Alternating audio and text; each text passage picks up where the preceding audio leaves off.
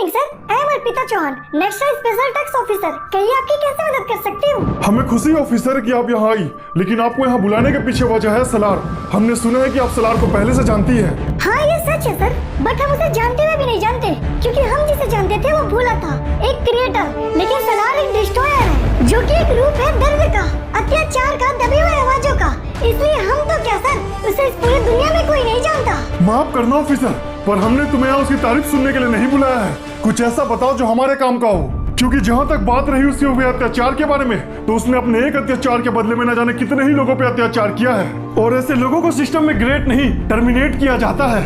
Okay sorry sir, बात साल 2017 की है, जब मुझे मेरा पहला अंडरकवर ऑपरेशन गौरा की जासूसी का मिला।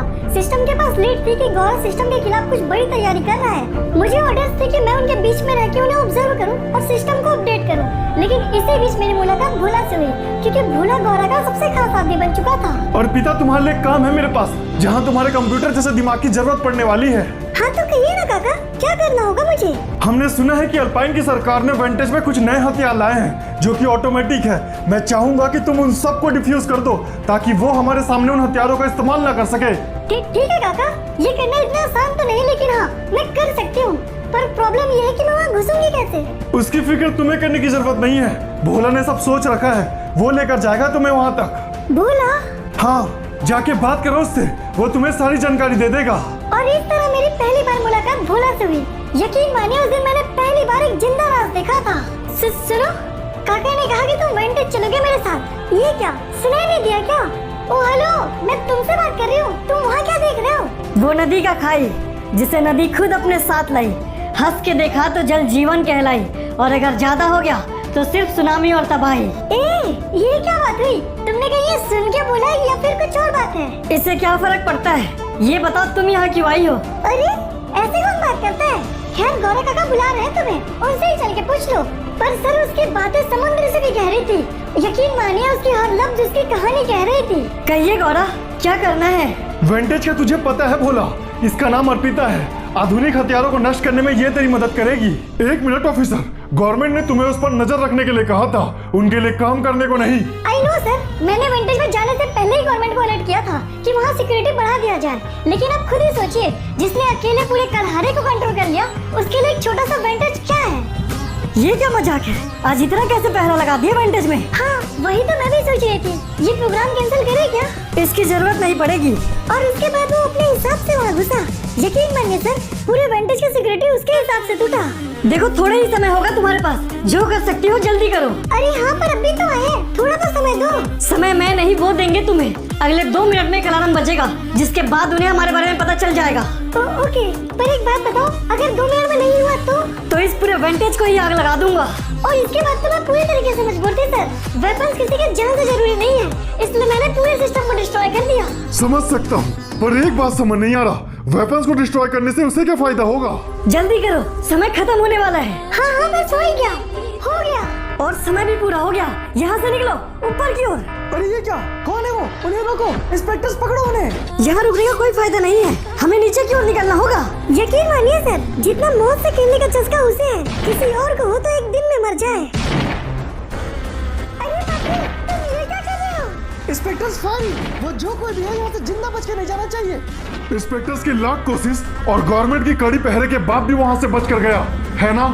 हाँ सर, क्योंकि वो मानता है कि कोई ऐसा पहरा, ऐसा जंजीर, ऐसा दीवार बना ही नहीं जो उसे रोक सकता है। सुनो, ये सब क्या था? क्या तुम्हें मौत से डर नहीं लगता? एक मरे हुए को मौत से कैसा डर? सिर्फ एक शरीर खड़ा है तुम्हारे सामने, क्योंकि आत्मा तो इस जात पात के दीवार में दब के कब का गया मर। ये वही दर्द है सर, जिसकी मैं बात कर रही थी। सच में बहुत पहले मर के एक जिंदा लाश बन चुका है वो, जिसकी बस सांसें चल रही थी। तो अब उस जिंदा लाश को असली लाश बनाना होगा।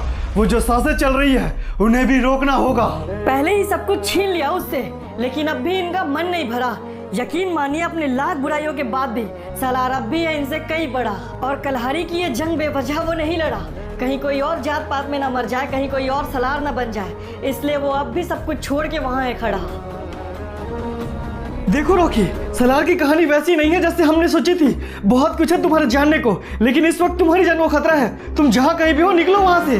पर सर सुनिए, रॉकी के पास वाकई में वक्त कम था, हाथों में पहले ही खुशियाँ कम थी और मिलने वाला एक बड़ा गम था।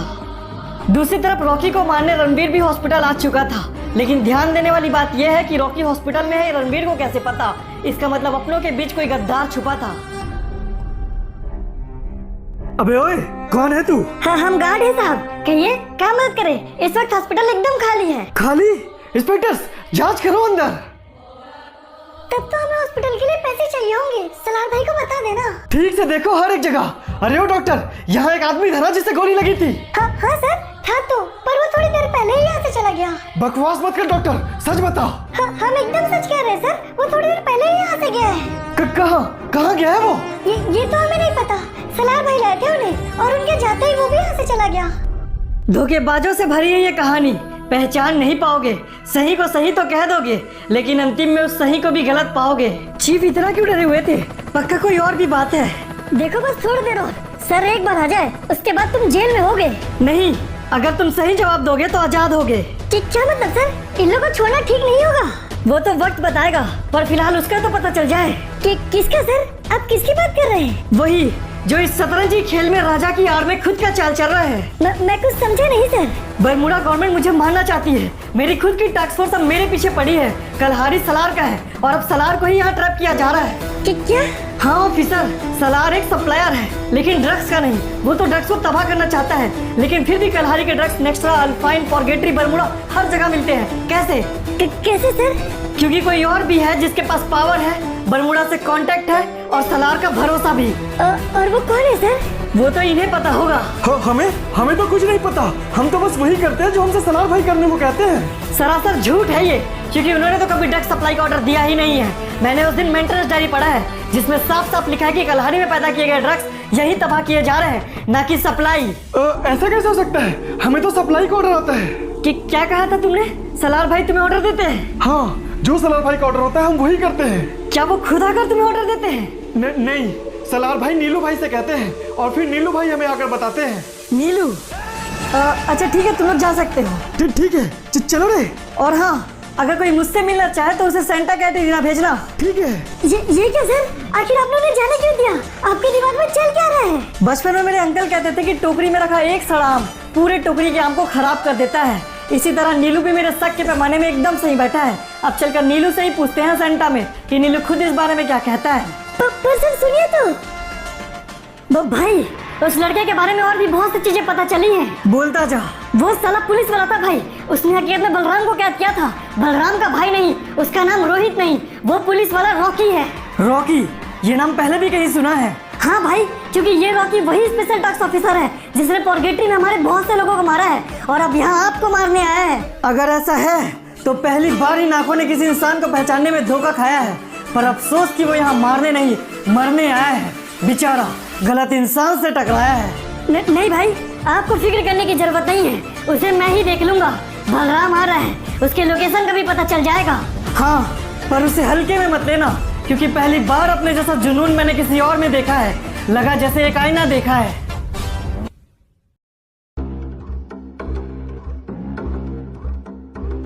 सुनो बे, कहिए भाई। तुम सब ने उस रोहित को देखा है और उसे हम में से एक समझा है, लेकिन वो बलराम का भाई नहीं, अंडरकवर ऑफिसर था। क्या? पर भाई उसे तो सब कुछ पता है। हाँ, उसने हमारे साथ धोखा किया है, इसलिए उसका मरना जरूरी है। उसने बलराम को भी कैद करके रखा था।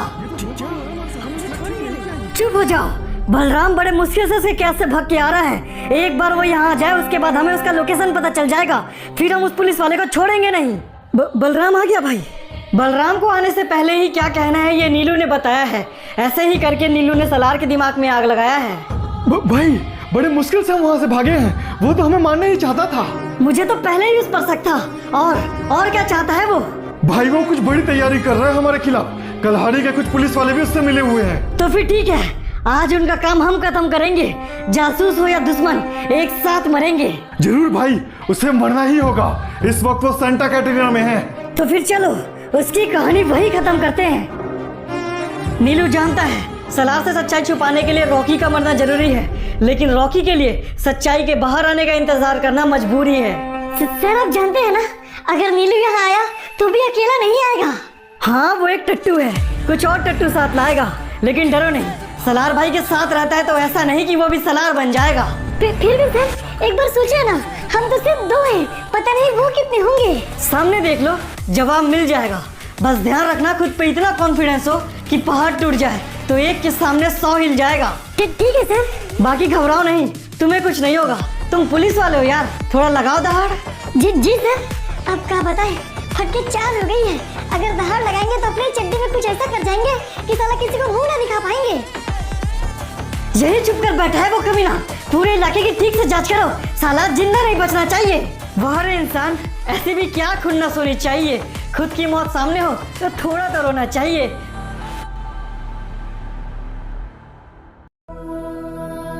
ओह, तो यहाँ छुप कर बैठा है तू। छुप कर? लगता है तुझे कम दिखाई देता है। मैं तो यहाँ इंतजार कर रहा था एक गद्दार कुत्ते का, जो गद्दारी के साथ अपने ही मालिक का कान भर रहा था। जुबान संभाल कर बात कर साले। तुझे अंदाजा भी नहीं है कि मैं तेरे साथ क्या करने वाला हूँ। तू अकेला और मुझे देख। अब देख, बोलने का मन तो नहीं था, लेकिन फिर भी बोल रहा हूँ। भीड़ में तो सुअर आते हैं, शेर अकेला आता है। और ये बात तो तू भी जानता है, शेर के सामने सुअर कितने भी हो, सुअर ही मारा जाता है। अरे नहीं, ये क्या? पकड़ो उसे, वो जिंदा नहीं बचना चाहिए। रॉकी जानता था अगर एक साथ वो सबसे लड़ेगा तो खुद मरेगा, लेकिन एक एक करके अगर लड़ेगा तो दुश्मन मरेगा। नहीं, हम रुक नहीं सकते। उसे पकड़ो, हमें बचना नहीं चाहिए। रॉकी जानता था इस जंग में मरने का मतलब, इसलिए उसके लिए भगना मजबूरी था। सलार के साथ खड़े होकर सलार को डसने वाला आस्तीन का साथ था नीलू, इसलिए उसका पर्दाफाश करना भी जरूरी था। मौत के उस पार इंतजार कर रहा था एक भाई का दूसरा भाई, शायद इसलिए मौत से टकराना नियति को भी मंजूरी था।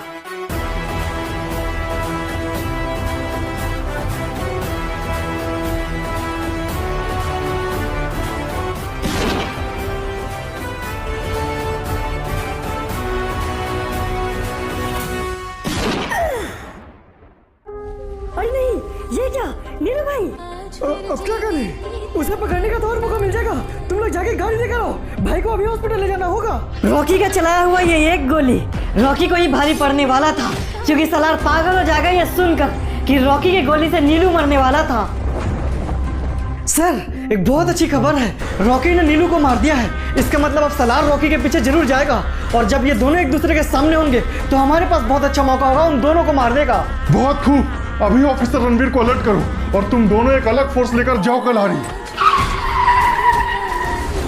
सलार का गुस्सा बादलों की तरह था, अगर गरजा तो रूह भी कांप जाएगी। भाई, तो अब सवाल रॉकी की है, क्या नियति एक भाई को दूसरे भाई से बचा पाएगी? सलार भाई, क्या हुआ इसे? वो भाई गोली लगी है सीने में, तो बचना मुश्किल है। बचना नामुमकिन भी हो तो भी ना नहीं सुनना चाहूंगा। अगर ये मरा तो पूरे सिस्टम को आग लगाऊंगा। नहीं भाई, हमने बड़े डॉक्टर से बुला लिया है, वो आते ही होंगे। तो कुछ भी करके बचाओ इसे, और तब तक इसे मारने वाले का लाश लेकर आता हूँ मैं नीचे। भाई, वो इंस्पेक्टर का पता लगा लिया हमने। इस वक्त तो कमांड पोस्ट के बगल वाले घर में ही है। करंट लोकेशन नहीं, लाइव लोकेशन चाहिए मुझे, उसके हर एक पल का। सलार का गुस्सा अब फटने को तैयार था। एक झूठे रिश्ते के जीत में सच्चे रिश्ते का हार था। सर, एक प्रॉब्लम है, एक अलर्ट नोटिफिकेशन आ रहा है, शायद कोई हमें ट्रैक कर रहा है। कोई और नहीं ऑफिसर, ये वही है जिसे तुम मौत कहते हो।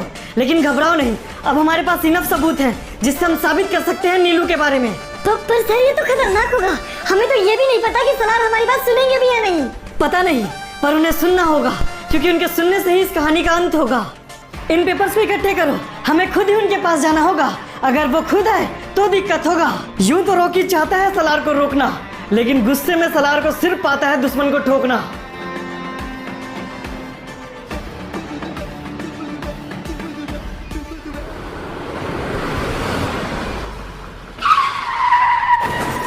अरे नहीं, आप ठीक तो हो ना सर? ओ, उसने जानबूझकर ठोकर मारी। ये क्या बात हुई? अरे ओ भाई, तुझे रास्ता दिखाई नहीं दे रहा है क्या? अरे ओ, मैं तुझसे बात कर रहा हूँ, सुनाई नहीं देता? बहरा भी है क्या तू?